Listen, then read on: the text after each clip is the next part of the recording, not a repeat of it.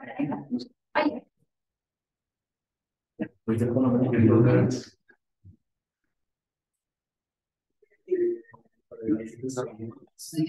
muy buenos días. Muy buenos días a todas y a todos. Buenos días a quienes siguen esta transmisión. Saludarles desde Santiago de Chile en este último día de jornada de este Congreso de Latinoamericano de Investigación para la Paz, última ponencia, y muy contenta de acompañarles hoy moderando Silvia Saavedra del Centro de Resolución Alternativa de Conflictos CREA de la Facultad de Ciencias Jurídicas, Económicas y Administrativas de la Universidad Católica de Temuco, al sur de Chile, haciendo presencia también con ustedes en este encuentro. En esta mesa vamos a tener interesantes temas que van a ir nombrando a continuación, en el grupo nombrando, y van a partir con sus ponentes. Los ponentes tienen 15 para poder plantear sus ideas. Vamos a hacer luego una pequeña, si hay preguntas, le vamos a preguntar al participante, a los asistentes, comentarios. El bloque de este panel estaba programado entre las 15 y las 11:45. Tenemos un retraso de unos 7 minutos, por lo tanto también vamos a pedirles que las intervenciones sean lo más precisas y certeras posible. ¿Sí? Acordamos. Para no dar más tiempo, vamos a partir con la primera presentación. Voy a presentar a Julián Madrid Moreno. Él viene de la Universidad de Mendoza y va a compartir con nosotros el siguiente tema: el derecho a la paz ambiental frente al desafío de la discriminación, el caso Laca-Conrad, nuestra tierra, contra Argentina. Así que, Julián, muy bienvenido, el tiempo es tuyo. Muchísimas gracias. Primero que nada, muy buenos días a todas y a todos. Muchas gracias por estar aquí presente. Y para comenzar con mi primera presentación, voy a compartir pantalla. Si ya se puede, el que hice el charla Clay 2023. Mientras tanto, puedes ir avanzando para Bueno, no tener problema. Bueno, el planteamiento del problema es el siguiente. Yo hice un análisis en base a un fallo de la Corte Interamericana que hizo contra Argentina, el cual en el año 2020 la Corte Interamericana de Derechos Humanos condenó a la República Argentina por la tal indiscriminada de Árboles, del cual se vio afectada una comunidad indígena que se llama la Carconcar, que está conformada por varias comunidades que se encuentran al noreste de la República Argentina, específicamente al norte de la provincia de Salta. ¿En qué se basó este caso? Bueno, básicamente la República Argentina, por medios administrativos, realizó una tala indiscriminada en la región donde vivían estas comunidades, donde hubo una tala indiscriminada, sin autorización, sin previo aviso a la comunidad, sin participación de las licitaciones públicas sobre la obra para fines comerciales, construcciones de ruta y demás. Y a partir de allí es donde se plantea el problema del cual desde el año 1960 empezaron con los primeros reclamos administrativos, la comunidad indígena contra Argentina, hasta que en el 2020, a resumir cuentas, la Corte Interamericana falla a favor de la comunidad y condena a la Argentina por los daños que ocasionó.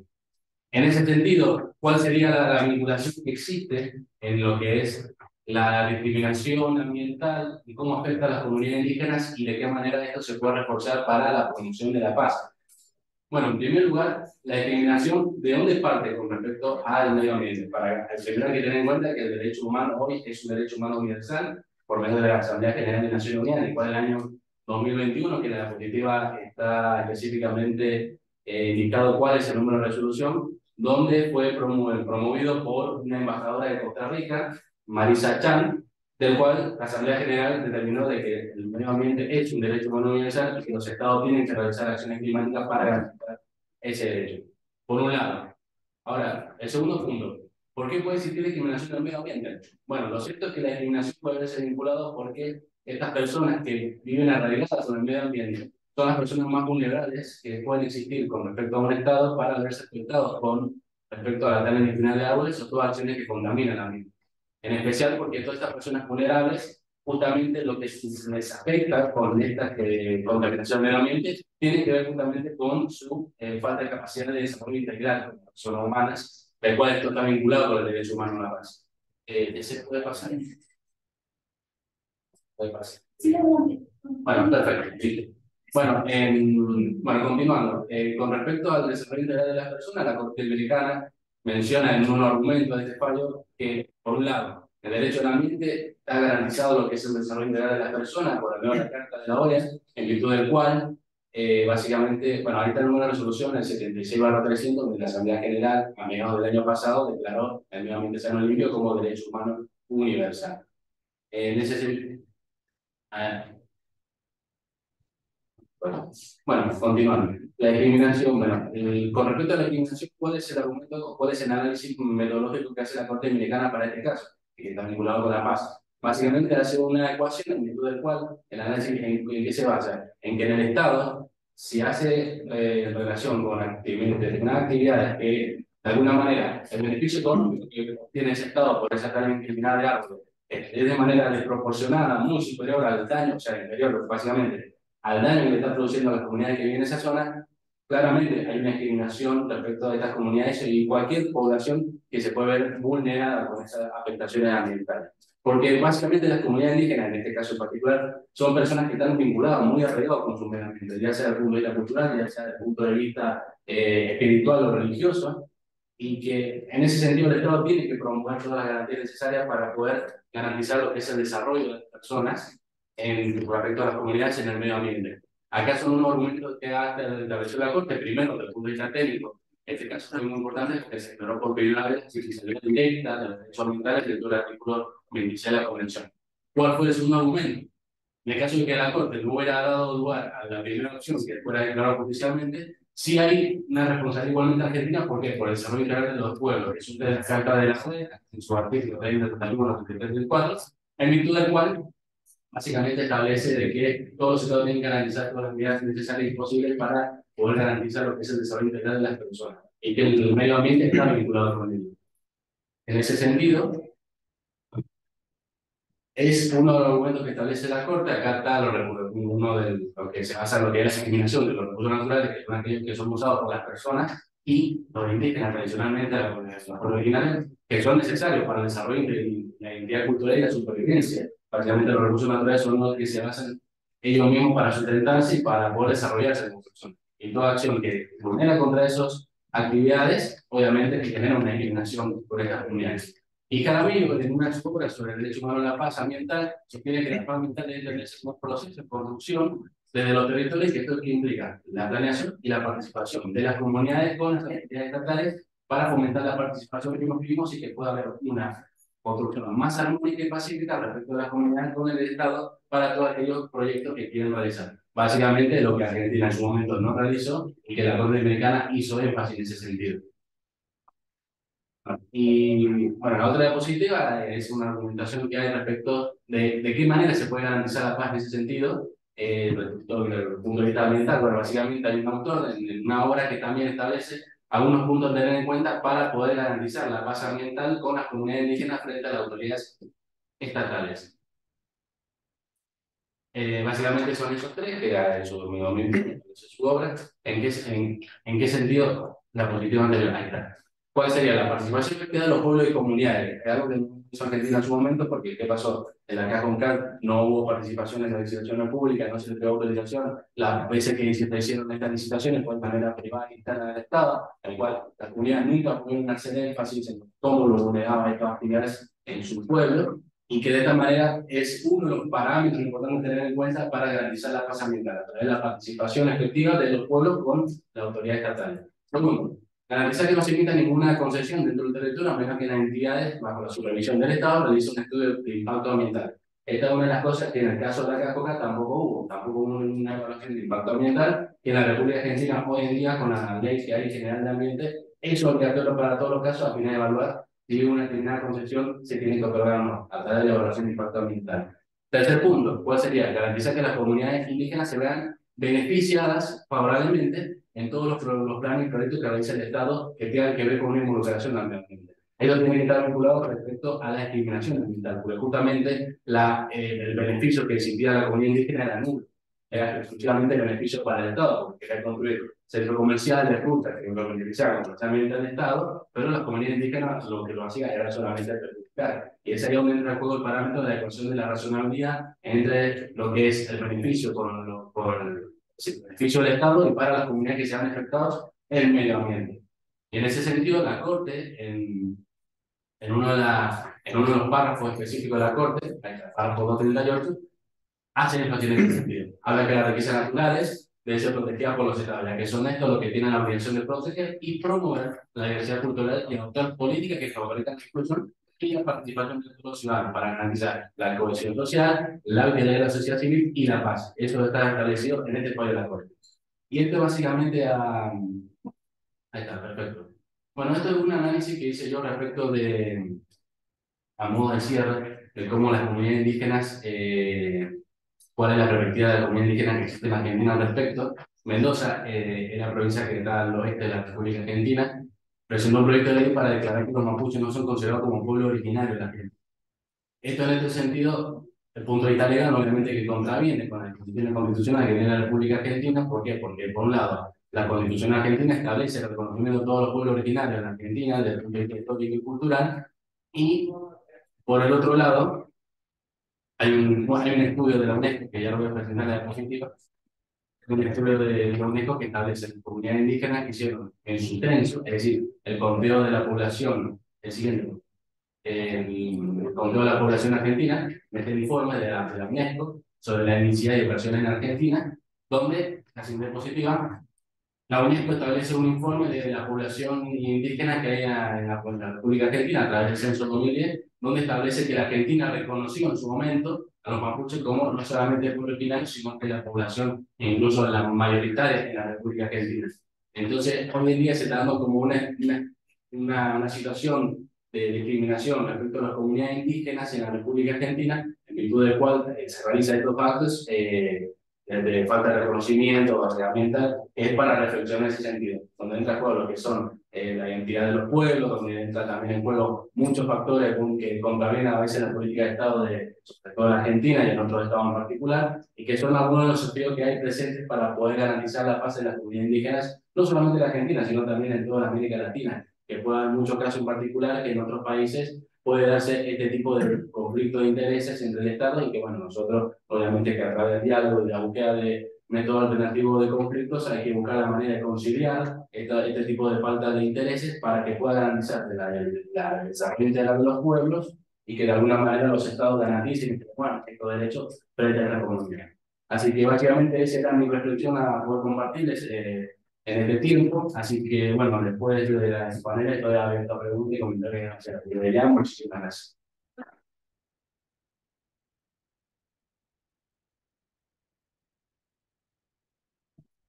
Por instalar este tema, por relevarlo y pertinente también en el contexto que está viviendo nuestro país. A continuación voy a dar la palabra a Ignacio Madruga López. Él es parte de un equipo que trabajó, compuesto por varios autores, pertenecen al Centro Internacional de Agricultura Tropical, ¿sí? Y también hay integrantes del Centro Internacional de Mejoramiento del Maíz Vivo. El tema que trae para compartir hoy se llama Seguridad Climática en el Corredor Seco Centroamericano, y que le vamos a dar la palabra a Ignacio para que nos cuente de su ponencia. Mientras, bueno, y saludar nuevamente a quienes se están incorporando a la transmisión, señalar que estamos en vivo, por lo tanto hay ciertos aspectos técnicos que hay que ir depurando. Sin embargo, que eso no nos distraiga y poder que nos vaya, mientras se arregla aquello, que nos vaya gustando un poquito de Bueno, mi nombre es Ignacio Madruga López, soy especialista en seguridad climática, investigador del CIAT y punto focal en Latinoamérica del equipo de seguridad climática del CGIAR. Y bueno, muchas gracias a todos y a todas por estar aquí y al CLAI por la organización del evento. Yo voy a presentarles un position paper que escribimos el año pasado sobre seguridad climática en el corredor seco centroamericano. Si bien yo estoy aquí hoy presente, también quería agradecer al resto de compañeros del CIAT y otros centros del CGIAR que participaron en este paper. Nosotros, el CGIAR es un consorcio de centros de investigación que trabaja en temas de agricultura y también en temas de mitigación y adaptación al cambio climático, y recientemente también está intentando de investigar las relaciones entre cuestiones de agricultura, cambio climático, seguridad alimentaria, con temas de seguridad, de conflictos y de violencia. Siguiente. Algunos de los miembros del equipo que participan en el evento. Y bueno, antes de entrar en materia, en el paper, quería un poco hablar sobre el concepto de seguridad climática en la siguiente diapositiva. Básicamente, la seguridad climática examina la intersección entre cambio climático y diferentes tipos de violencia, inseguridad y conflictos para tratar de comprender cómo la violencia y la inseguridad impactan en la resiliencia de las comunidades negativamente y cómo reducen la capacidad de adaptación de los agricultores, de las comunidades y también de los estados, y a su vez también cómo el cambio climático puede agravar las causas raíz de los conflictos y de la inseguridad. Este impacto del cambio climático, reconocido por el grupo de expertos de cambio climático de la ONU, no es directo, sino que es de manera indirecta, impactando, como decía, a variables intermedias que están normalmente en el corazón de los conflictos, como puede ser la desigualdad de acceso a los recursos, la inseguridad alimentaria, la pobreza o el desempleo. Y nosotros lo que tratamos precisamente de explorar es cómo la transformación de los sistemas agroalimentarios puede contribuir a mejorar los esfuerzos de construcción de paz al tiempo que contribuye a abordar la inseguridad alimentaria, a potenciar la acción climática y a hacer frente a diferentes desigualdades sociales. En el paper nosotros nos planteamos tres objetivos. En primer lugar, intentar evaluar y entender cómo estas diferentes cuestiones, vulnerabilidades climáticas, socioeconómicas y relacionadas con conflicto y seguridad se relacionan en los países del corredor seco centroamericano y también dónde están las zonas más vulnerables dentro de estos países. En segundo lugar, evaluar cómo el tema de la seguridad climática se tiene en cuenta en las políticas a nivel nacional y a nivel regional, y también cómo esto está presente en las narrativas de los diferentes tomadores de decisiones y de los diferentes responsables políticos. Y en tercer y último lugar, explorar cómo la investigación agrícola para el desarrollo puede contribuir a la construcción de paz en el corredor seco centroamericano.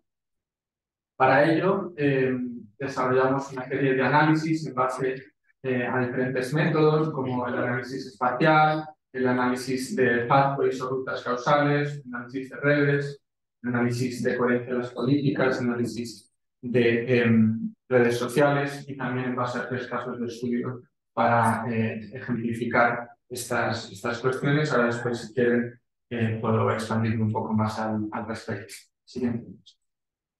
Básicamente, cuando miramos a los países del corredor seco centroamericano, podemos ver cómo sufren de diferentes vulnerabilidades socioeconómicas, como son la desigualdad, altos niveles también de inseguridad alimentaria y desnutrición, de pobreza. Al mismo tiempo, y también relacionado con esto, sufren de altos niveles de violencia y de conflicto.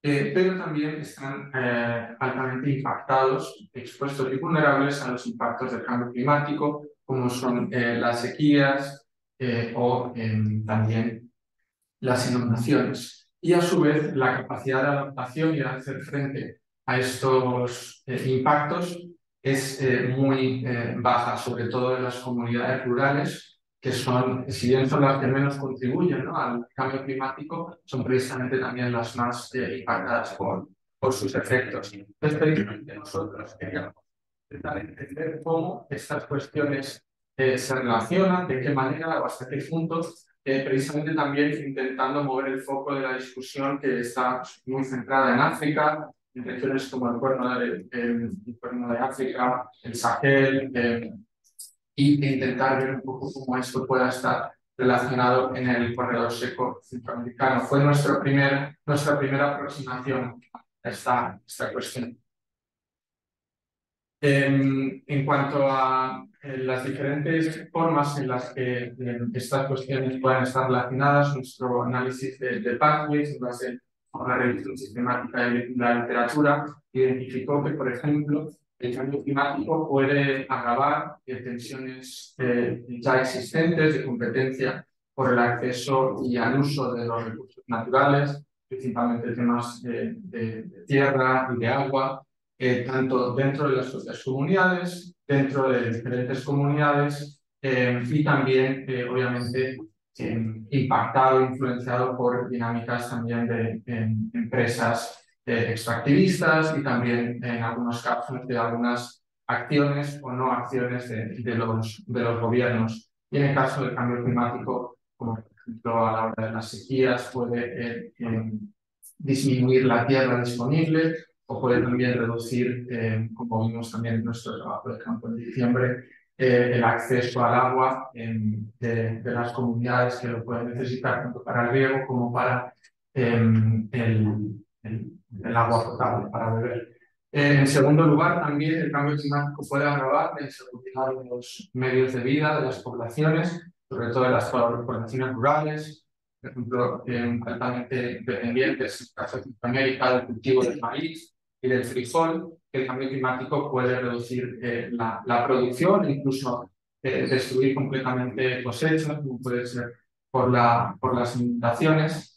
Y esto a su vez está ligado a la migración, tanto rural-urbana como hacia el norte, hacia Estados Unidos, donde la migración irregular está ligada a violaciones de derechos humanos, inseguridad humana de esas personas en su tránsito hacia los Estados Unidos. Y en el caso de la migración rural-urbana, se ha visto como precisamente los jóvenes que ya no ven en la agricultura un medio de vida que les pueda ser sostenible en el corto o medio plazo, deciden migrar a las ciudades y en estas ciudades que tienen ya dificultades para proveer de servicios públicos y para absorber a más población en muchas ocasiones, pueden ser más vulnerables a ser captados por pandillas y por maras, que es una dinámica de violencia ya existente en la región.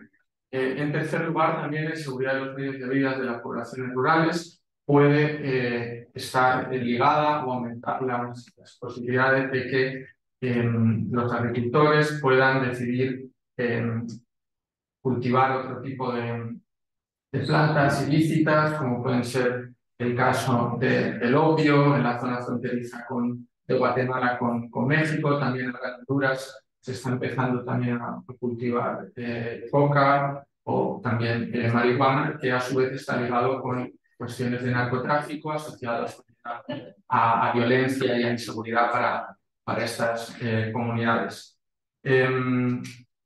Y bueno, siguiente diapositiva. Nosotros también hicimos un mapeo de los diferentes tipos de vulnerabilidades. En este caso acá pueden ver el de Guatemala y realizamos un traslave de los diferentes tipos de vulnerabilidades para ver precisamente dónde están esos puntos que son más vulnerables y que esto pueda precisamente contribuir a informar políticas y diferentes tipos de acciones que puedan abordar de una manera conjunta todas estas cuestiones. Además, también estudiamos mediante un análisis de redes sociales, cómo los tomadores de decisiones, las principales instituciones del gobierno, consideraban o no, de qué manera este nexo de la seguridad climática, mediante análisis de miles de tweets, vimos cómo cuando miramos a palabras relacionadas con el cambio climático, no guardaba una relación fuerte ni se podía ver esa relación con cuestiones de conflicto, de inseguridad humana o de violencia. Y cuando miramos a temas relacionados con conflicto e inseguridad, principalmente estaban relacionados con temas de crimen, de violencia, de seguridad, de protestas, pero no tan fuertemente con cuestiones de cambio climático. También miramos a 28 políticas nacionales y 4 políticas del SICA, del Sistema de Integración Centroamericano, y también pudimos ver cómo estas políticas no consideran estas relaciones. Las políticas de cambio climático suelen ignorar cuestiones de seguridad. Como decía, esto puede impactar en la adaptación al cambio climático, la resiliencia de las comunidades, a su vez también puede el cambio climático agravar las causas raíz de esta inseguridad y también a veces de los conflictos. Sin embargo, las políticas no capturaban estas relaciones. Luego, por último, nosotros pretendíamos intentar evaluar y comprender cómo la investigación agrícola para el desarrollo puede contribuir a la paz en el corredor seco centroamericano. Para ello, planteamos 3 casos de estudio de nuestro trabajo como CECIAR, proyectos enfocados a la adaptación al cambio climático y también a la seguridad alimentaria, que podíamos ver cómo también servían para abordar algunas de estas causas raíz de los conflictos y de la inseguridad. Por ejemplo, los territorios sostenibles adaptados al clima, o Climate Smart Villages, también las mesas técnicas agroclimáticas y las iniciativas de sistemas agroalimentarios integrados en América Latina. Por poner un ejemplo, los TESAC, los territorios sostenibles adaptados al clima, se ha visto cómo contribuyen a mejorar los medios de subsistencia, a aumentar la productividad agrícola, también a disminuir y reducir la escasez de recursos naturales gracias a un mejor uso de la tierra, del agua y de los diferentes recursos, y cómo esto también tiene un impacto positivo para aumentar el capital social y la cohesión en las comunidades. Básicamente pudimos mapear y ver cómo diferentes de estos proyectos, iniciativas, abordaban causas raíz de los conflictos, como puede ser la productividad agrícola ligada a la inseguridad alimentaria y también a la reducción de la capacidad del poder adquisitivo de las comunidades, la pobreza, también en temas de desplazamiento y también la debilidad de la gobernanza. Y por último, concluimos que realmente las intervenciones bien coordinadas y mejoren eficacia los sistemas agroalimentarios aborden la inseguridad alimentaria y hagan frente a los impactos del cambio climático, pueden y tienen un gran potencial para contribuir a consolidar una paz sostenible y duradera. Para ello, nosotros estamos para desarrollar más herramientas, metodologías para precisamente poder realzar ese impacto positivo en la paz de las intervenciones de adaptación al cambio climático en los sistemas agroalimentarios. Y por último, querría concluir con una frase del secretario general de FAO, que decía que no puede haber seguridad alimentaria sin paz, ni una paz duradera sin seguridad alimentaria. Y para ello yo querría añadir que ninguna de estas tampoco serán posibles si no hacemos frente a los impactos de la crisis climática. Muchas gracias.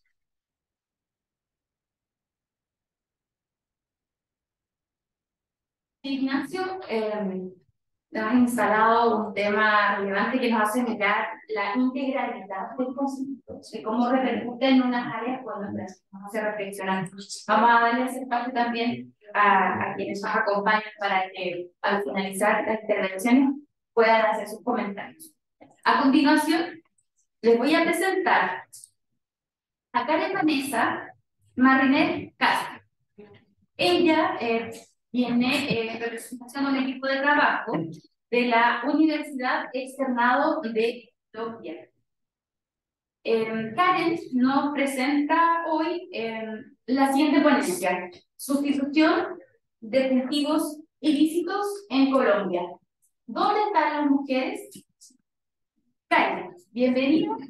El tiempo es tuyo y mientras se habilita la presentación, cuéntanos un poquito de ti y de lo que traes para compartir en esta mañana. Si quieres abrir el PowerPoint, creo que es más fácil. ¿Se le da a compartir? No, sí, estoy. Si quieren decir la perdón, disculpen.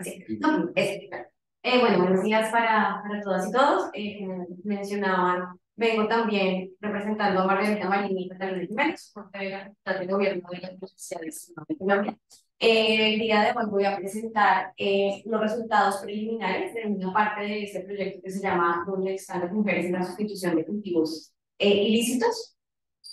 Voy a hablar rápidamente del contexto, bueno, la contextualización de dónde está ubicado el problema, luego un poco de cuál fue la metodología que usamos y finalmente los resultados enfocados en uno de los cuestionarios que aplicamos a lideresas que hacen parte del programa. No me voy a, ya hemos visto en varias de las presentaciones y creo que también conocemos el marco. Este proyecto se focaliza dentro del acuerdo de paz. Es decir, que el programa ya lleva 6 años de implementación. Especialmente, bueno, el acuerdo se materializa en el plan marco de implementación. Este proyecto está focalizado en el punto 4, que soluciona el problema de las drogas ilícitas, pero solamente en el primer pilar que habla pues, de la sustitución de cultivos ilícitos, porque pues, el punto aborda otros temas. Es la primera vez que se incluye dentro o formalmente el enfoque de salud pública para el tema de consumo. Dentro del punto 4 pues nace el PENIS, el Programa Nacional Integral de Sustitución de Cultivos Ilícitos, en donde básicamente lo que se busca es incentivar proyectos que logren generar estabilidad económica para las familias que hacen parte del proceso de cultivos de coca en el país. Esta es como la implementación general. Estos datos son como la fuente formal del Sistema Integrado de Información para el Postconflicto, que en la parte izquierda pueden ver el avance a mayo del año pasado y en la parte derecha abril 2023. Si bien el punto 1, que es el de reforma rural integral, en donde se concentra la mayor cantidad de los indicadores, porque pues es el centro de lo que se buscaba con el acuerdo de paz.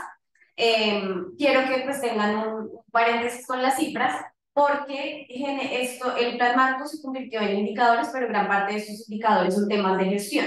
Entonces se cumplían con hacer el decreto, la resolución, pero pues eso realmente no se traduce en que hayan impactos y cambios frente a lo que se buscaba. Por eso es que vemos que pues, en el punto 1 estamos en 76% de cumplimiento, cuando aún temas como el fondo de tierras o el catastro multipropósito no están operando y están lejos incluso de hacerlo. En el caso del punto 4, tenemos que estamos en un 67%. Pues, por favor. Esto se divide en los 3 pilares. El pilar que nos interesa es el 1, que dice que vamos en 69,36%. Como les decía, son 6 años de implementación. Cuando entramos a ver los indicadores específicos de este punto, especialmente los de temas de género, vemos un cumplimiento bastante alto, pero solamente con la publicación de un protocolo de género y con indicadores que son más de demanda de familias atendidas frente a solicitudes de familias. Entonces, pues realmente no estamos viendo cambios en este punto. Este 67% que nos muestran realmente se traduce que es el avance real del programa. El programa se conforma por 5 componentes. Los 3 primeros, que es asistencia alimentaria, asistencia técnica y huertas caseras, son soluciones a muy corto plazo y que tienen un cumplimiento alto. Entonces, en el caso de huertas caseras, se le entrega 1.800.000 pesos a la familia para que haga su huerta casera y ya, cheque. Cuando vemos los dos que realmente son los que pueden generar cambios, los proyectos productivos tanto de ciclo corto como de ciclo largo, hay un 9% de cumplimiento. Entonces, realmente, pues no se están cambiando las cosas. Esto ha hecho que muchas de las familias que están inscritas en el programa pues pierdan credibilidad frente a que realmente van a tener un proyecto productivo y que ese programa pues sí va a lograr algo. En este momento, bueno, y en total son casi 100.000 familias que están inscritas dentro del programa. Es el programa más grande de sustitución a nivel Latinoamérica. Estas están divididas en 3 tipos: cultivadores, no cultivadores y recolectores. Sin embargo, la atención es diferencial. En el caso de los recolectores, solamente se buscaba que ellos pudieran tener trabajos comunitarios, garantizando el salario solamente un año, pero otra vez, después del año, ¿qué pasa con los recolectores? El programa se focaliza en 14 departamentos del país que fueron seleccionados por ser los departamentos con mayor cantidad de cultivos y en 56 municipios. En cuanto a la titularidad, encontramos que el 36% de las familias tienen titularidad de mujer como jefatura del núcleo familiar. Sin embargo, acá también hay que hacer una anotación, y es que la titularidad la da o la tiene la persona que es titular de la tierra, no necesariamente la que haya hecho el cultivo o la que tenga el proyecto productivo. Frente a la composición de estas mujeres, la mayoría están en el departamento de Nariño, Cauca, Putumayo y Caquetá, que es donde hay mayor cantidad de mujeres cabezas.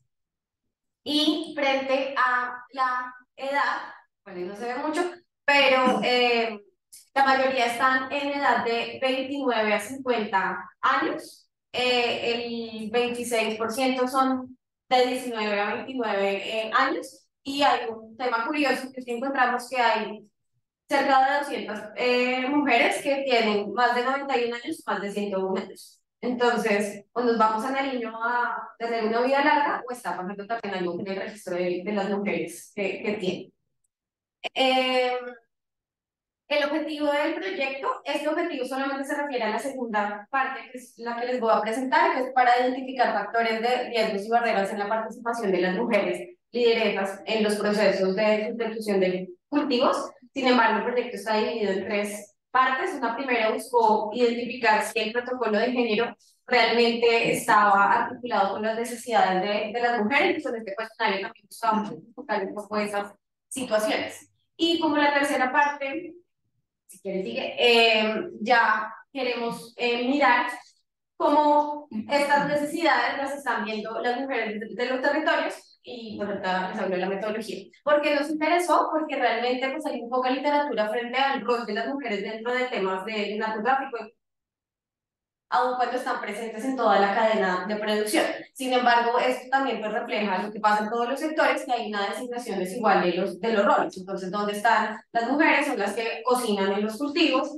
o las quimiqueras, o las raspachinas, y en la cadena de comercialización vemos que son las mulas y no las personas como los que tienen como los roles preponderantes. Si bien hay que reconocer que las mujeres que pues, hicieron parte de estas economías ilícitas lograron cierta autonomía financiera para subsistir en las zonas rurales, también estaban expuestos a muchos más riesgos por pues, la relación de estos cultivos con los actores armados, estaban expuestos a violencia sexual y pues el tema de seguridad, incluso ambiental, por el manejo de químicos que tienen este tipo de recursos.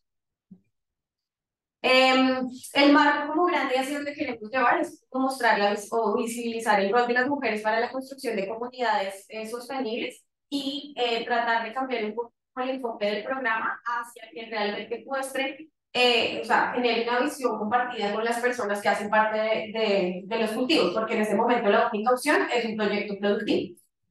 Y esto precisamente porque pues, se ha mostrado como las mujeres que tienen un rol preponderante para pues, la construcción de comunidades y la gestión en general de las mismas.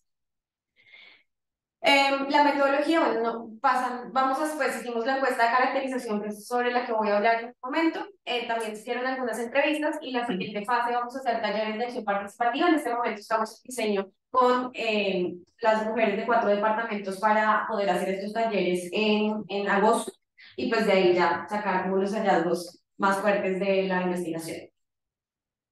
El cuestionario lo respondieron 186 mujeres de 6 departamentos, que son Cauca, Nariño, Antioquia, Bolívar, Caquetá y Meta, que pues los seleccionamos precisamente por la mayor cantidad de mujeres en estos departamentos, y lo completaron en junio del año pasado.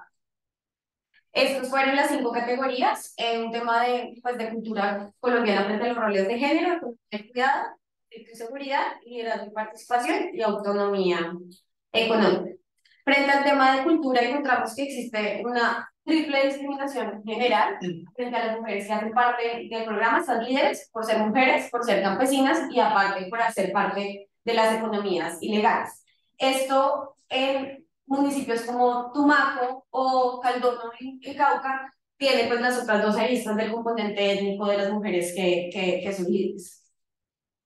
Encontramos que pues, el rechazo se profundiza frente a que estos roles de liderazgo, además en temas relacionados con drogas, no son bien recibidos por las comunidades porque no es algo que usualmente hagan las mujeres. Y algunas de las frases que nos decían frente a las mujeres pues, que participaban en los espacios del programa era: usted no debería estar aquí hablando, debería estar en su casa cocinando, no es bueno que una mujer que tenga marido participe, usted quiere participar en eso porque está buscándose un mozo. Y una mujer nos decía que cuando era cultivadora sentía que tenía mucho más respeto que ahora que estaba tratando de ejercer como liderazgos. Entonces el poder o el respeto que había adquirido cuando hacía parte pues cuando era reconocida como que tenía un cultivo grande, ya lo había perdido cuando quería ejercer como sus derechos políticos. En cuanto a la economía del cuidado, acá encontramos dos temas interesantes porque por mi lado hay un discurso de que ellas sienten que se han cambiado esos roles de género y que hay un apoyo por parte de sus familias. Incluso en el Meta hay una asociación de mujeres que trabajan transformando productos lácteos y en el discurso en verdad decían: sí, yo ya puedo participar, yo voy y hago mis actividades productivas, pero cuando comenzamos a ver en la realidad cómo la distribución de cargas en el hogar, realmente era inexistente esa distribución. Entonces, igual acá cuando preguntamos en cuál de las siguientes actividades destina mayor cantidad de su tiempo sin remunerar, el 43%, bueno, incluso 48%, si unimos lo de preparación y suministro de alimentos con mantenimiento del hogar, dicen que es en lo que más dedican tiempo. Sin embargo, el 38% identifican que es en participación comunitaria. Sin embargo, igual después tienen que hacer las labores del lugar. Entonces tenemos como ese no reconocimiento también de estas tareas. Y frente a si las personas de su núcleo familiar la apoyan en alguna actividad, en una de estas actividades, el 18% son otras mujeres del grupo familiar y 39% son los hijos. En conflictos y seguridad, pues esto sí ha presentado afectaciones en su seguridad por ser lideresa, solamente 11% respondió que sí, pero encontramos que les genera muchos conflictos como dentro del núcleo familiar. Entonces, no necesariamente externos, sino con su esposo principalmente y con los hijos. Entonces, dentro de la familia misma existe como rechazo a este rol de liderazgo de las mujeres. Y uno nos decía algo pues, que es bonito pero triste, que a veces el hijo más grande es la comunidad y que uno va perdiendo con la familia de sangre. Entonces, como el hecho de dedicarse tanto como a su labor social, termina generando como conflictos con su familia en vez de recibir apoyo hacia lo mismo. Y esto, en los últimos 6 meses, o sea, desde enero a junio de 2021, el 4% respondieron que han recibido amenazas, el 74% no quiso contestar, pero aunque el 4% puede que no sea muy representativo, pues 25 mujeres han recibido amenazas, 18 han sido intimidadas, 16 han tenido atentados, intentos de homicidios y 8 han tenido afectaciones a sus miembros. Entonces, pues lo ideal sería que ninguno tuviera que pasar por eso. Y hay otro tema que es que ellas dicen que son las mismas comunidades desde las que ellos reciben las amenazas. Entonces, dice que o vienen de la misma comunidad o de los grupos armados, porque sí hay una resistencia a salirse de las economías ilegales. Y pues otro tema es que la mayoría de las afectaciones son explotación, esclavitud para ejercer labores domésticas. En cuanto al liderazgo y participación, también pues encontramos que realmente el liderazgo no está necesariamente asociado al tema de sustitución, sino que ellas son líderes del programa y además son líderes en otros escenarios y espacios. Una decía que su sueño había sido ser enfermera para colaborar con las personas, que nunca pudo estudiar, no puede ser enfermera, entonces es como la forma que ella encuentra para ayudar a la comunidad. En la barrera pues, la principal barrera que encontramos para ejercer ese liderazgo, una son pues, temas como formación y manejo de herramientas, pero también pues está la estigmatización social por su relación. Y esa estigmatización viene también de que cuando el hombre hace parte de los cultivos ilícitos, entonces es como por respeto. Pero cuando la mujer, entonces algunas nos decían que dentro de las comunidades era peor haber parte de los cultivos que ejercer trabajo sexual. Entonces ese es como el tipo de discriminación que se encuentra. Y finalmente en autonomía económica, acá volvemos a una diferencia entre el discurso y lo que pasa. La pregunta es si ella consideraba que podían manejar los recursos de forma autónoma e independiente, la mayoría decía que sí. pero cuando comenzamos a mirar como quién toma las decisiones frente a temas de proyecto productivo, como no sé, la compra de maquinaria, eran los hombres en su mayoría, o el uso y destinación del predio también era el hombre. Y bueno, esto por ahora, muchas gracias.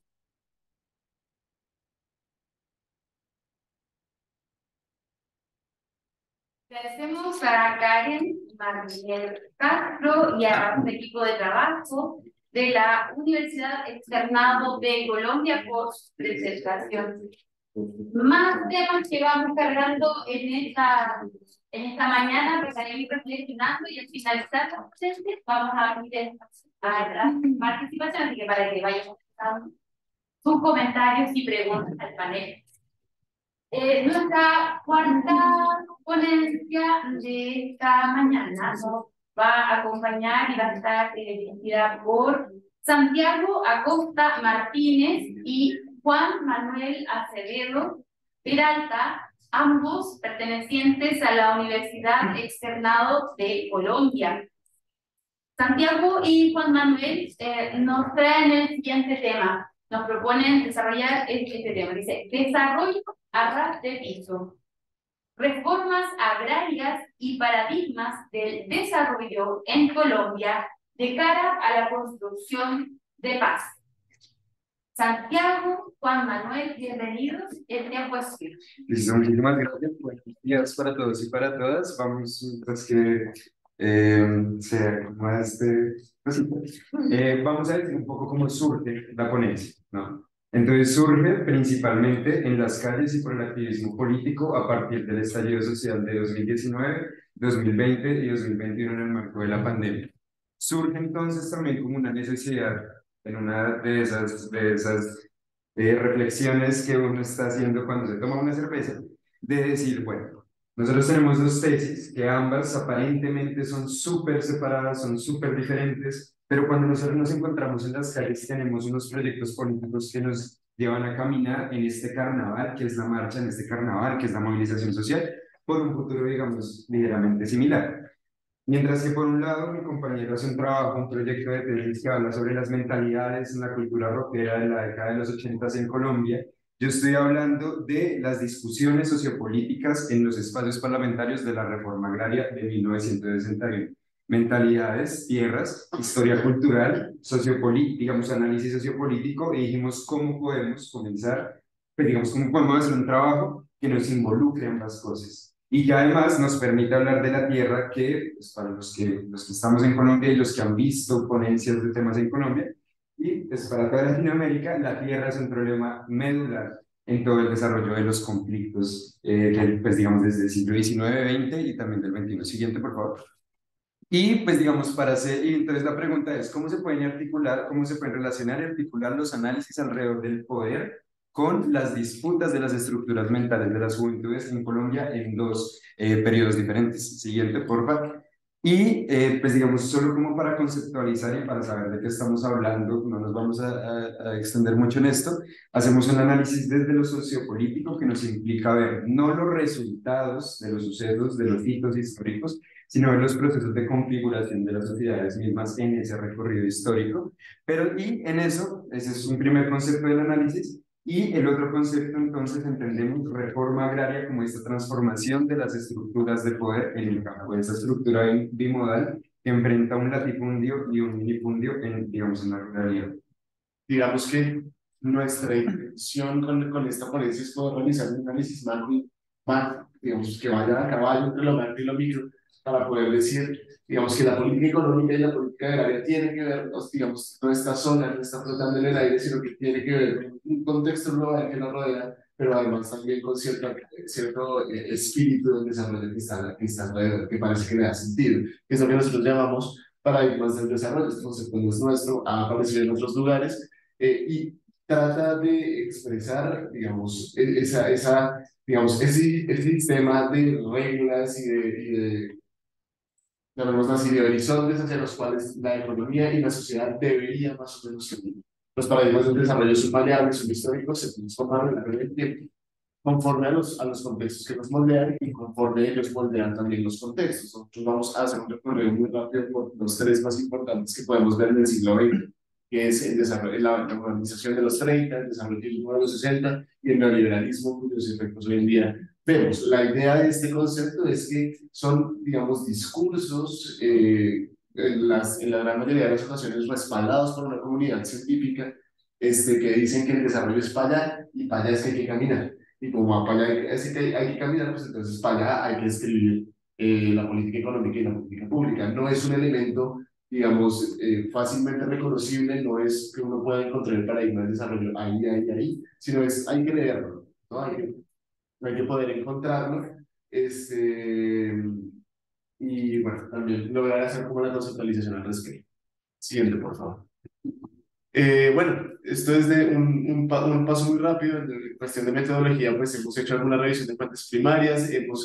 Bueno, mi compañero ha revisado con mucho ahínco los análisis del Congreso, toda la parte, digamos, como diplomática o parlamentaria. Yo me he basado sobre todo en entrevistas, en revisión de prensa, en otras cosas, desde mi cachito de investigación, y hemos tenido ciertas entrevistas con expertos, como por ejemplo el profesor Darío Fajardo, que es profesor nuestro, que es el ministro de Agricultura en este momento, y él ha sido el que ha jalonado todo el proceso de las reservas campesinas en Colombia, que estamos en esa pelea todavía. Muy de rapidez, entonces les decíamos, hay paradigmas del desarrollo que están bien engranados, bien relacionados, bien empelotados con la política pública que se está haciendo en ese momento, y el primer caso que queríamos revisar pues es de la primera reforma agraria, que está en 36, la ley 200 de 1936, que lo que intentaba hacer, digamos, así de manera muy rápida, era coger toda la tierra improductiva, o al menos en el papel eso es lo que intentaba, coger toda la tierra improductiva de Colombia, que estaba improductiva por procesos de acaparamiento y de latifundio, que es muy Colombia es de los países con mayor acaparamiento y concentración de tierras. Coger toda esa tierra que estaba improductiva y ponerla a producir, darla a campesinos sin tierra y ponerla a producir. Eso tenía, digamos, unas implicaciones, digamos, las discursivas muy importantes, en el sentido de que lo que se estaba diciendo en ese momento es que había, digamos, en términos de paradigma de desarrollo, es que había que insertar, que inyectar a Colombia y en general a toda América Latina a los procesos de modernización que se estaban dando en el mundo. Y esos procesos de modernización estaban dictados por la doctrina llamémosla así, como de la División Internacional del Trabajo. A América Latina le correspondía, en esa División Internacional del Trabajo, ser de alguna manera una especie de despensa, ser una especie de mercado, digamos, realizarse correctamente como productor de productos primarios para poder así hacer que el mercado global funcionara, y en ese sentido la tierra improductiva, la tierra que estaba sola, quieta, porque se tenía para tener un caballo por ahí, no mucho más, pues era un verdadero problema. Entonces ahí vemos en primer lugar este primer engranaje entre un discurso del paradigma de desarrollo que tiene que ver con la División Internacional del Trabajo y la inserción de América Latina en los procesos económicos globales, y la política económica y la política pública que responde a eso también, y se van retroalimentando. Segundo caso es la ley de 135 de 1961, el segundo intento de reforma agraria, porque este primero fracasó por un montón de razones que no nos incumben en este momento, pero digamos, ahora el Estado cumple un papel mucho más preponderante y mucho más funcional, porque de los 40 y 50 y sobre todo de los 60 para acá, digamos, toda la construcción de un estado de bienestar y de la idea de un estado de bienestar, de un papá de estado que tiene que como proveer las condiciones de vida y también jalonar el proceso de modernización y de desarrollo, pues empieza a ser mucho más fuerte, tiene un papel mucho más preponderante, y esto se da en un contexto de violencia mucho más escalado, ¿no? Porque empiezan a trastaparse las periodizaciones de la violencia en Colombia, la violencia política de los 50 y la violencia subversiva, podríamos llamarla así, la de las guerrillas, la de las FARC, la de otros movimientos revolucionarios de los 60.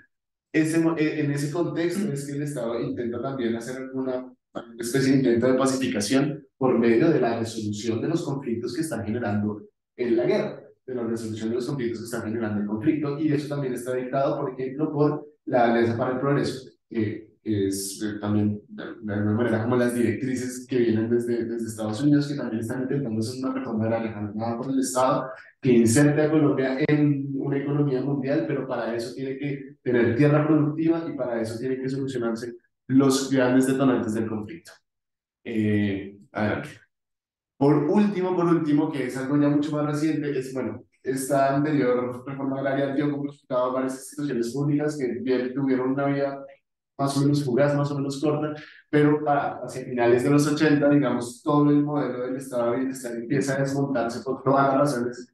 Digamos que podríamos quedarnos aquí horas hablando de ellas, pero el Estado de Bienestar se desmonta, el neoliberalismo empieza a hacer su aparición con una fuerza muy potente, muy potente.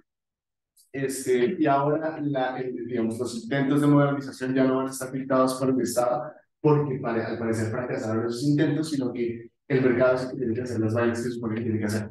Y en ese orden de ideas ya no se va a intentar generar una reforma agraria que regule un mercado que adjudique y restituya y ponga en manos de los campesinos la tierra, sino que se va a intentar construir un mercado lo suficientemente grande, alto, dinámico, móvil, veloz, fugaz, para que, digamos, la cosa funcione más o menos bien. Y aquí hay, bueno, ahorita vamos a hablar sobre este debate, voy a pasar por esto rápido, pero me gustaría que le pusieran mucho cuidado a ese elemento que está ahí, que es una de las propagandas, sí, de las propagandas, de los folletos que circularon en Colombia en torno al proceso constituyente de 1991. Quiero que como que lo dejen en la cabeza para que después podamos volver a conversar al respecto. Digamos que también hay como unos debates en los lugares comunes de la historiografía respecto al problema de la tierra y de la academia, ¿no? Entonces, cuando se habla del problema de la tierra y se habla de estas estructuras de poder, esta estructura bimodal de poder, que ya sabemos tierra, no solamente es tener la tierra, sino es poder político, poder social. Digamos, se habla mucho también en la historia y en este recorrido del siglo XX como, por un lado, el liberalismo como partido ha sido como el único sector político que se ha propuesto unos cambios desde arriba, ¿no? Un liberalismo, digamos, más desde el progresismo versus un conservadurismo que es, digamos, más retrógrado, más también son terratenientes, también son estas élites gamonales dentro de, pues, digamos, en la ruralidad. Pero entonces, en ese sentido, también se ha mostrado al campesino como víctima eterna, pero no solamente víctima eterna, sino sin agencia, ¿no? Es decir, es como en el Estado se tomaban las decisiones, en el Parlamento se tomaban las decisiones y los campesinos como que seguían automáticamente y si acaso se alzaban en armas, ¿no? Y ya.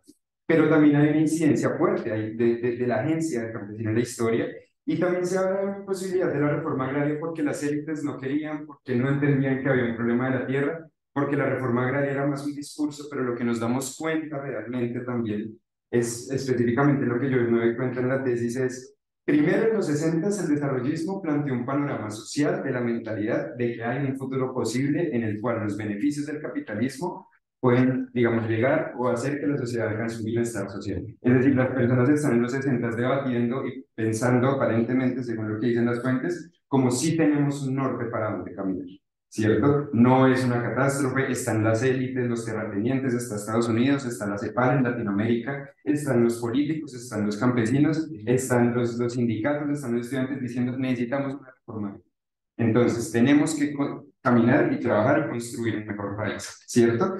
Pero en ese contexto surge el conflicto armado 3 años después de que se haya firmado la ley 135 de 1961 y 4 años después de este contexto hay un boom revolucionario ideológico en el mundo, ¿cierto? Que nos está planteando la reivindicación de los indígenas, la reivindicación de las mujeres, la reivindicación de una libre sexualidad, ¿cierto? Y es un contexto que nos va preparando y nos está diciendo que el mundo está cambiando, porque según cómo venía el mundo y la civilización occidental, pues de eso desencadenó 2 guerras mundiales que nos llevaron a la catástrofe, ¿cierto? Una guerra fría que, digamos, tiene sobre todo un sur global en la catástrofe.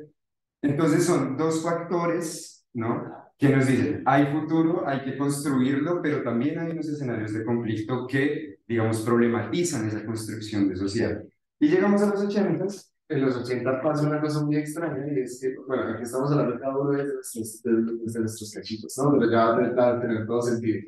En los 80, o es 80 años, en los 80 pasa una cosa muy extraña y es que todo el boom revolucionario de los 60 que había dicho como pasan 100 y si tenemos para dónde caminar, esas revoluciones parecen que se caen, ¿no? Que se frustran, que no llegan a ninguna parte, que fracasan, ¿no? Y la generación que crece en la Colombia de los 80 es una generación de destrucción, ¿no? Es una generación de la resignación porque no solamente ha visto cómo el proyecto de civilización occidental no fracasó 2 veces, sino que además vio cómo el proyecto revolucionario que pretendía cambiarlo también fracasó otras 2 veces, ¿no? Entonces, claro, en términos de la mentalidad, del sentimiento colectivo, de lo que en historia, por ejemplo, solemos llamar como el villaje, ¿no?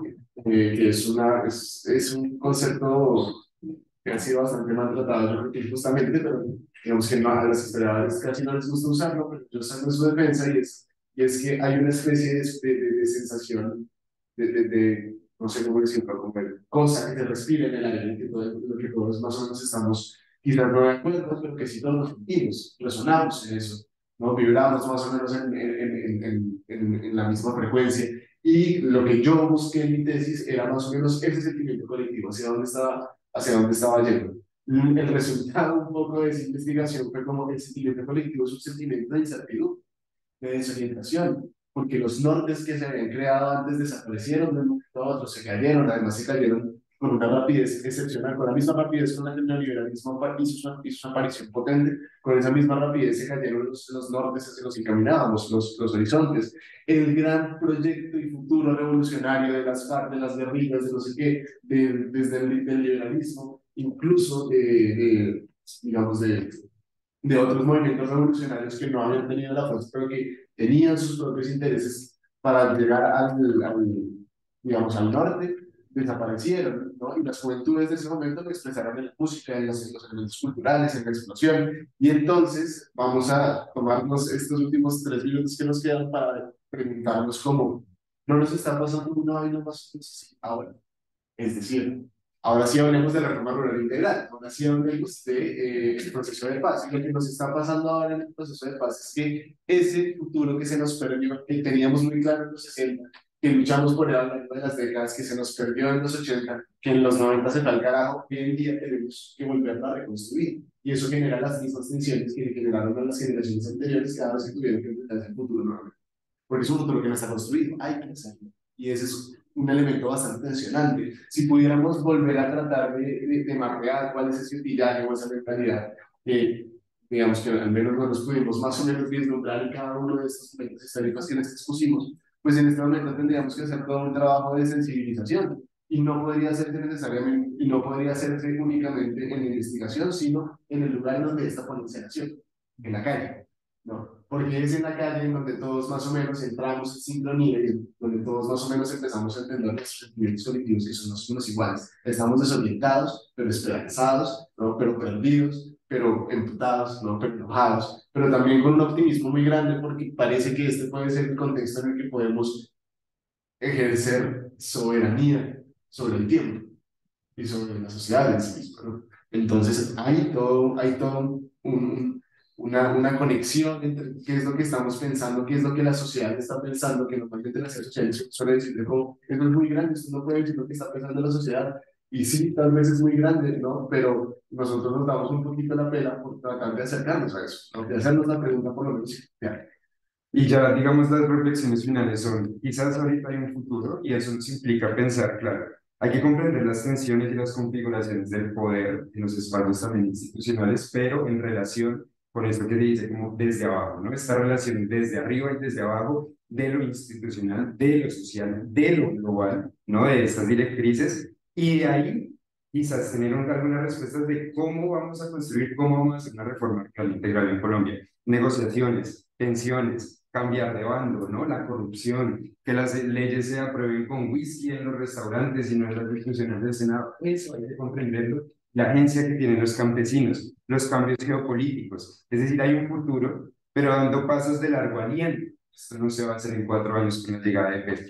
Y por último, nosotros podemos decir que hay que pensar la historia con sus poros, con sus incoherencias. Cuando nosotros abordamos el pasado, se supone que ya hay un final, ¿no? La Primera Guerra Mundial inició por esto, se desarrolló así, terminó así. Nosotros estamos en el desarrollo de un gran proyecto de sociedad. Y estamos viendo los poros, las incoherencias, la corrupción, estamos viendo los vicios, las esperanzas, y es ahí donde nosotros tenemos que situarnos para estos análisis y para ver cómo podemos caminar. En ese sentido, ya quisiéramos terminar con el siguiente, por favor. Con esta, la otra, por favor. Ya con esta frase de tenemos fe en Colombia, y Latinoamérica y su destino, también incluyendo a la frase de Salvador Allende. Muchísimas gracias.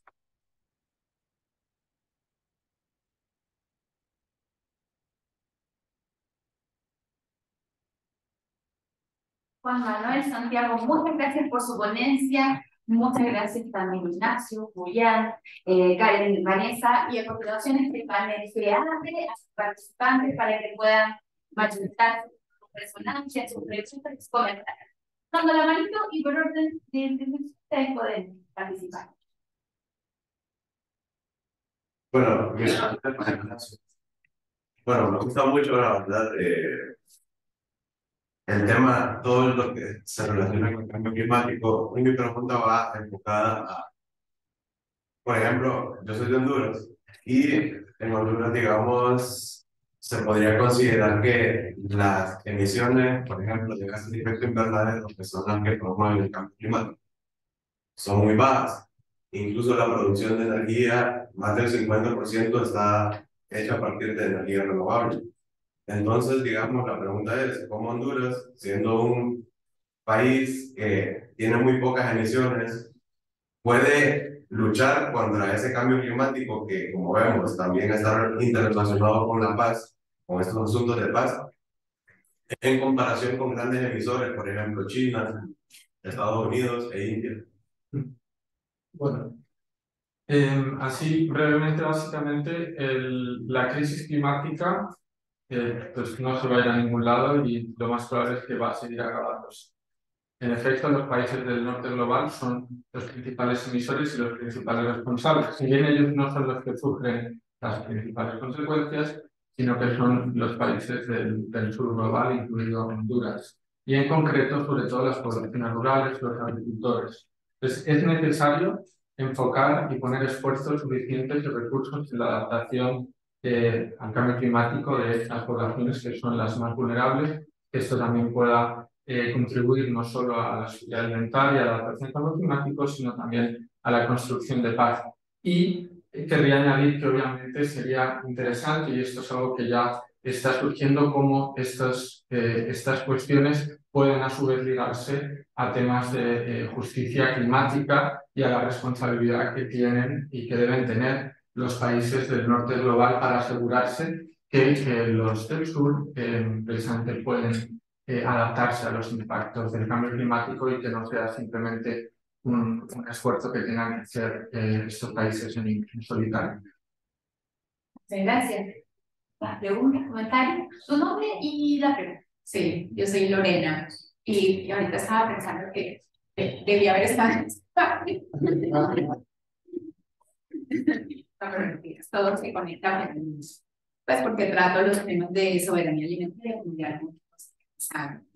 Bueno, pero me llamó la atención la metodología, agradeciéndole a todos su ponencia, que llegué tarde, y lo que presentaba Santiago sobre cómo interpretar o comprender esos imaginarios colectivos. No sé si ahí pueda residir en parte respuestas a cosas que yo me he preguntado, como por ejemplo el plebiscito. ¿Por qué perdemos el plebiscito? Pese a que supuestamente hay una narrativa que dice que todos, con nuestras diferencias, estoy hablando del caso colombiano, queríamos la paz, pero finalmente en las urnas otra cosa es lo que allí se refleja. Entonces, siempre me ha preocupado que eso yace como a esas intenciones, y si uno lo extrapola pues a lo que pasó con el Brexit, bueno, en fin. Y bueno, aquí en Chile, también pues, con la nueva constitución, ¿cierto? Que supuestamente fue el estallido de 2021, que también inspiró otros estallidos, se fue dando como un efecto dominó a las otras movilizaciones, incluida en Colombia, fue inspirador para nosotros, y cuando vemos eso como que también se nos cayó el carril, como decimos allá, ay, ¿aquí qué pasó? Y ahora, por ejemplo, asuntos que se están tratando de debatir, como la reforma a la salud en nuestro país, que está totalmente cooptada el sistema de salud por operadores privados, es totalmente privatizada, y los recursos públicos de la salud prácticamente entran en una caja negra que yo llamo, pues son las EPS, y eso no se sabe, y hay un gran debate y no quiero ser desesperanzadora porque aquí están hablando los jóvenes justamente de esa esperanza, pero me parece que es el preludio de lo que puede pasar con el punto 1 de los acuerdos de la paz, que justamente es la reforma rural integral, ¿cierto? Las reformas agrarias en el país que siempre han estado aplazadas. Ahí siempre se anteponen y predominan y ganan los intereses de las élites, que son los que tienen las tierras, que son los políticos también, que tienen el agrobusiness, ¿cierto? No para la producción, la pequeña producción, el alimento que llevamos todos los días a la mesa, sino los monocultivos. Entonces, como ven, si lograron identificar qué narrativa hay ahí, porque también con el sistema de salud, ya para no extenderme mucho, lo mismo, estamos inconformes con el sistema de salud, con la salud, pues con los servicios de salud, la calidad de la atención, pero la narrativa que comenzó a predominar es que teníamos de un momento a otro, dice el mejor sistema de salud del mundo. Y ya todo el mundo pues eran 30 años, llevamos 3 décadas quejándonos de este sistema de salud. Y cuando se habla de reforma, dice que todo el mundo está contento con el sistema de salud. Yo lo entendí y claro, no tuvo también respaldo popular que hubiera ayudado a esa correlación de fuerzas y eso está ahí tambaleando. ¿No creen que eso pueda pasar con la reforma? Es que no estoy seguro, no sé, pues lo primero que quería decir antes es que precisamente esta sospecha por alguna vaina que estamos todos los ciudadanos que nos une de alguna manera surgió también en el contexto pues, del estallido social. La idea, o sea, uno sale a la calle, ¿no? Y en la séptima frente póngale una bandera de Chile pegada en una ventana y había una especie de euforia colectiva de toda la calle que decía como, pana, estamos todos en lo mismo, ¿no? Y creo que llegaba a la casa y estaba pasando en Ecuador, en Perú, en Argentina, en Hong Kong, en Irán, en todas partes, en Francia, en todas partes. Me decía como, ¿hay alguna cosa que está pasando a nivel mundo, a nivel civilización, que nos está haciendo a todos reaccionar al mismo tiempo, ¿no? Y ese inconformismo se extendió como una ola por toda Latinoamérica, había gente que hablaba de primero latinoamericano, es decir, hubo un sentimiento como de camaradería muy importante ahí. Entonces, claro, yo, por ejemplo, estoy muy feliz de estar en Chile. Y mañana nos vamos a Plaza Italia, digo, a la Plaza de la Resistencia, a hacer honor a estos sentimientos. Ahora, con respecto a lo de la reforma agraria, yo no sé, a ver, yo siento que el tema, por ejemplo, de la reforma rural integral, como está atado al éxito de un proceso de paz, o a la operatividad, por lo menos, de un proceso de paz, pues está cargado de una esperanza dura, ¿no? Por ejemplo, nosotros pensábamos en qué debió haber cambiado en nuestra sociedad y en este aire que respiramos para que, por ejemplo, nos hayamos sentado o digamos, los sectores campesinos y los sectores estatales que están encargados de la restitución de tierras se hayan sentado con Fedegan a negociar, ¿no? Y se haya hecho pues Fedegan es la Federación de Ganaderos de Colombia que reúne como a todo este gremio que tradicionalmente ha sido el gremio que acapara las tierras y que contiene los latifundios y que no permite la productividad de la tierra y que en muchas ocasiones, o en muchas ocasiones comunes, exacto, tienen ciertas relaciones, digamos, tienen un papel muy importante en el desarrollo de la violencia. Para ser políticamente correcto, el hecho de que el Estado y las instituciones encargadas de la reforma agraria se hayan sentado con Fedegan a establecer una estrategia para la creación de proyectos productivos, para la creación de, digamos, formas de cultivo no sé cómo se llama, silvopastoriles, ¿no? Que tratan de combinar ambas cosas, hacer de la tierra productiva, hacer fundos más pequeños, de la tierra mucho más productiva y avanzar en la reforma agraria, pues uno empieza a pensar como, ok, quizás estas personas con las que estamos hablando no son enemigos, sino interlocutores, ¿no? Que es una cosa muy importante que está haciendo Juan, que hace Juan en su tesis, que es ver que en los espacios parlamentarios lo que existe es una arena en donde cada uno está en un cachillo de intereses, ¿no? Que se ponen en juego, se tensan, se retuercen, se enredan, se vuelven a desenredar. Y esa, digamos, yo creo que alrededor de la paz y de la reforma agraria hay una especie de espíritu de construcción colectiva que nos permite sentarnos a negociar con Pega, que ha permitido que sea bien visto que se siente a negociar con Pega. También pues porque el optimismo es muy grande, ¿no? También porque pues, uno dice como este es el resultado de 60 años matándonos y muriendo y otros 15 años tratando de ponernos de acuerdo y unos cuantos procesos de paz fallidos. Yo creo que eso contribuye también a que uno vea con buenos ojos, por ejemplo, la negociación, cosa que en los 60 probablemente era impensable. ¿No? Sentarse a negociar con los ganaderos seguramente era impensable en muchos sentidos, pero hoy en día la situación ha cambiado. Entonces yo siento que sí, sí, eso está ahí. Yo solo quiero agregar una cosita y es, quizás la pregunta no es tanto por si va a pasar lo mismo, como por cuáles son los tipos de negociaciones que se van a hacer y cómo se van a hacer esas negociaciones. Digamos, lo importante de la llegada de Petro a Colombia y de la forma institucional y democrática en la que llegó es que no se podía llegar a imponer nada. Para llegar a imponer un cambio inmediato había que hacer una revolución armada y no fue el caso. Entonces, hay una negociación en el espacio de la mentalidad, porque claro, nosotros exponemos que hay digamos, hay un optimismo, por ejemplo, en los 60 o ahorita hay un optimismo, pero eso también choca con unas concepciones también súper conservadoras digamos, de la sociedad, ¿no? Entonces, lo que pasó en el 2018, se le decía a las personas, vamos a hacer reforma agraria, ¿no? Pero por el otro lado, como se reivindicaban los derechos de la comunidad LGBTI, de los campesinos que decían, reforma agraria, bueno, sí la necesitamos, pero yo no quiero que mis hijos se vuelvan. Y así lo decían, ¿no? Entonces, es una negociación que está ahí. Se perdió por Exactamente. Entonces son, por ejemplo, dos discursos, símbolos alrededor del cultural que entran en tensión. Entran en tensión sectores políticos que tienen unos intereses diversos, ¿cierto? Pero que se hizo un gran pacto y evidentemente se está negociando de alguna manera. Estos sectores políticos, evidentemente, los que tienen, digamos, cierto impacto también con los medios de comunicación, con las redes sociales, obviamente manejan y construyen ciertos discursos, pero que también se debate cómo con la educación que está promoviendo, digamos, que quiere fortalecer el gobierno. Y por último está también otro escenario, obviamente hay más capas, pero está este último escenario donde uno dice, ¿cómo estaban las relaciones con Estados Unidos, por ejemplo, cuando Petro se muestra tan progresista? ¿Cómo están las relaciones con un Brasil que acaba, pues, que ganó recientemente Lula?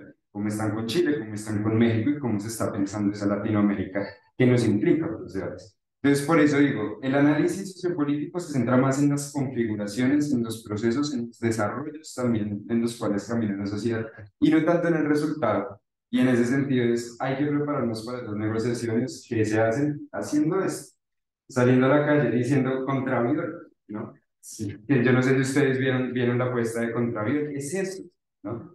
Porque en ese momento usted va a poder decir, es que ahora nos estamos sentando, ¿no? Es claro que nos seguimos matando, pero nos estamos sentando, así como Petro se sentó con Laforí, que además el papá de Laforí estaba en los 60 en mi discusión, ¿no? Y entonces uno dice, nos estamos sentando, nos estamos escuchando, nos estamos agarrando en la mesa dentro del escenario democrático, pero es ahí donde nos tenemos que sentar para que las juventudes no sigan en los campos muriendo. Y esas son las negociaciones. Creo que la pregunta es más por la negociación y su desarrollo que por si inevitablemente va a haber un desastre nuevamente.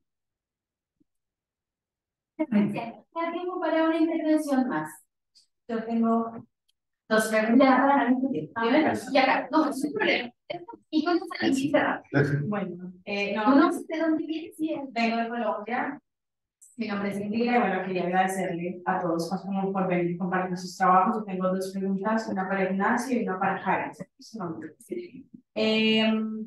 Ahorita hablabas pues de que hay unas recomendaciones que abordan las distribuciones que llevan a cabo en acciones atendidas por los gobiernos o por el proceso de construcción de las políticas, que no necesariamente se incluyen o se tienen en cuenta todo lo que se debería tener en cuenta a la hora de plantear las políticas públicas que buscan como fortalecer o darles elementos para la resiliencia climática de las indígenas. Entonces, en esa vía, ¿cómo ha sido la búsqueda de la integración de las políticas? ¿Hay intención de los gobiernos? ¿Hay maneras, ¿cierto? ¿Cómo va ese proceso de integrar esas recomendaciones a la creación de las políticas?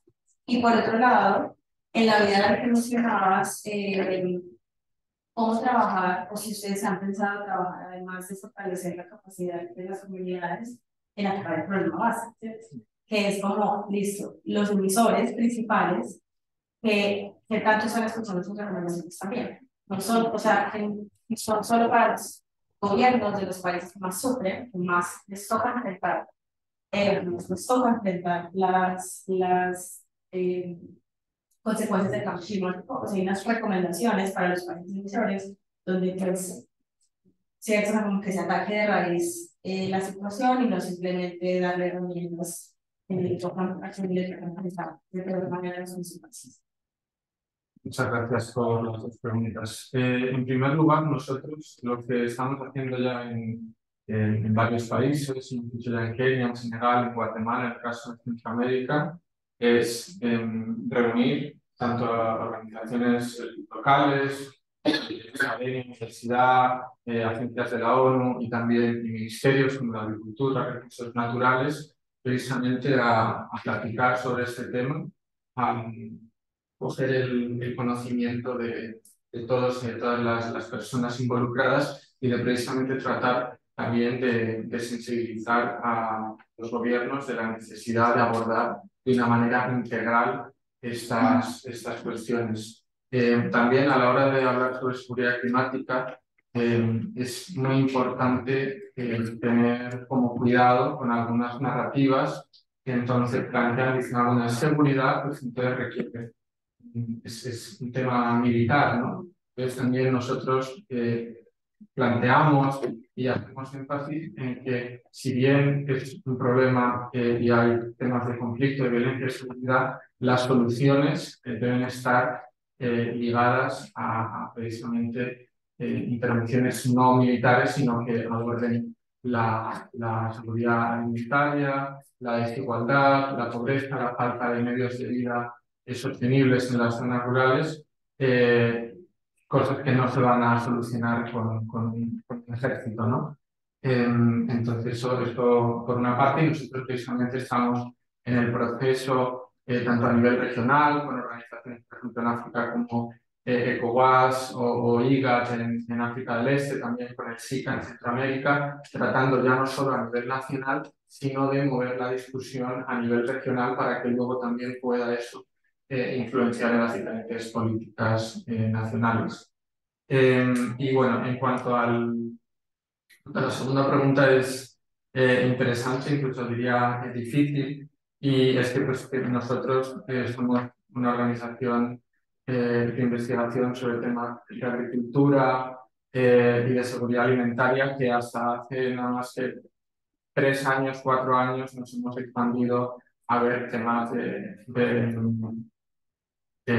conflicto, violencia, paz y demás. Entonces, tampoco existe toda quizás la flexibilidad que uno tendría quizás en una en una academia para precisamente plantear esas cuestiones, pero obviamente nosotros también estamos empezando a ligar estas cuestiones al tema de la justicia climática y de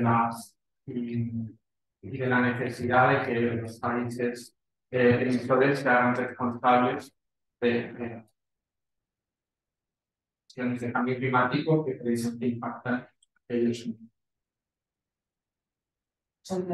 Gracias. La pregunta para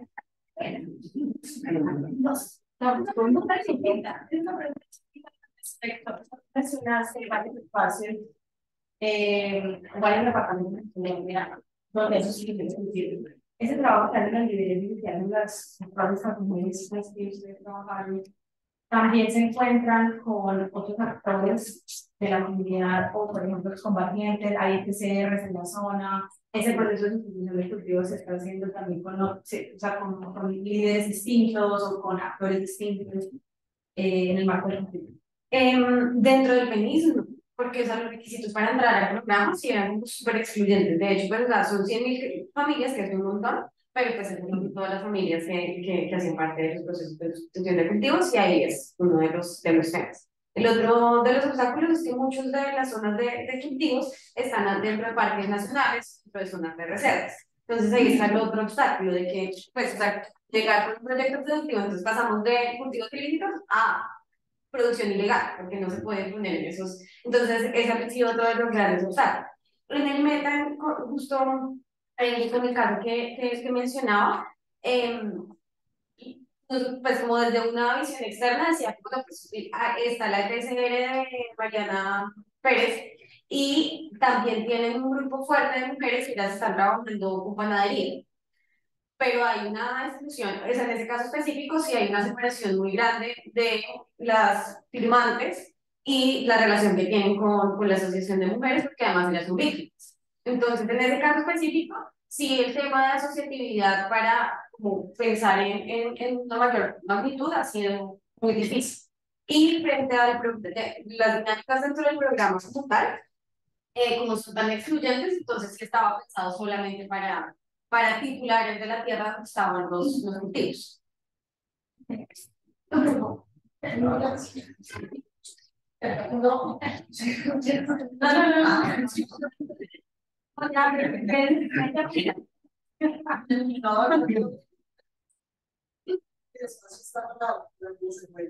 Gracias a la mesa.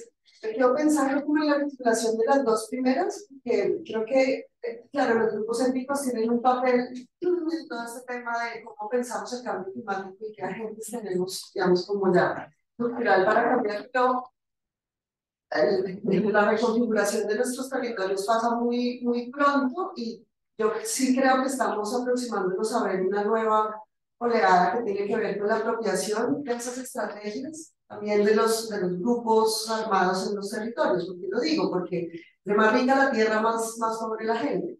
Y ahora se viene toda esta oleada de venta de bonos de carbón, pensamos a los grupos indígenas como guardianes, queremos ahora como pagar también a la gente por cuidar el bosque, por cuidar el río, por cuidar el manglar, pero ahí mismo donde están estas personas, todo lo que produce dinero lo controla la criminalidad. Entonces vamos, seguramente, si no lo pensamos, digamos, si no lo vinculamos en cómo entender esa vinculación de criminalidad y recursos ambientales, vamos, en donde están los grupos étnicos, ahí va a haber una tensión seguramente muy fuerte a propósito de pues de la necesidad de un planeta que necesita proteger los recursos, pero que también ahora va a empezar la lógica del capital para poder generar esas redes de protección.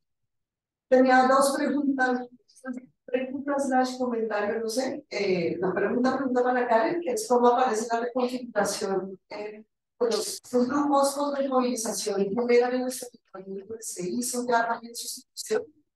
Están obligando a la gente a volver a cultivar. No sé si algo de eso aparece y qué lugar tenía también para las mujeres, pues muchas veces en las cabezas de esos procesos, porque pues, evidentemente la guerra eliminó por sustitución de material a los hombres. Que hay un tema que me gustaría escuchar.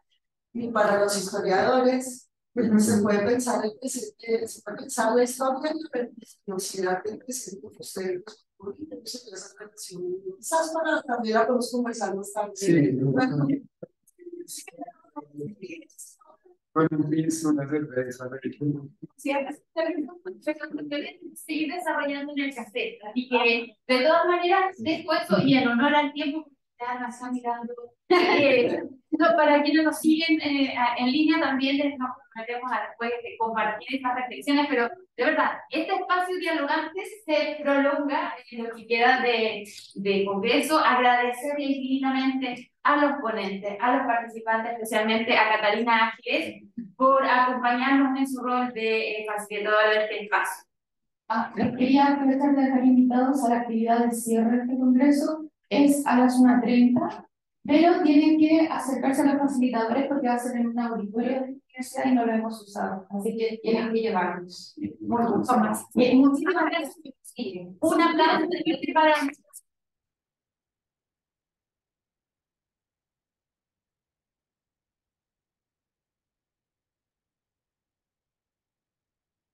para queremos dejar un recuerdo visual para todos. No sé cuántos son asientos. Le vamos a pedir al panelista que se ubiquen adelante y de ahí vamos a sacar más. ¿Les parece? Bien, no se mueven, ya. Los panelistas se ubican así, los participantes se ponen de pie y hacemos una foto.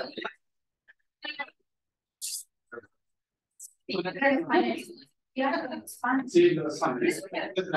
Todos bien. Yo era normal, ¿quién fue televisión?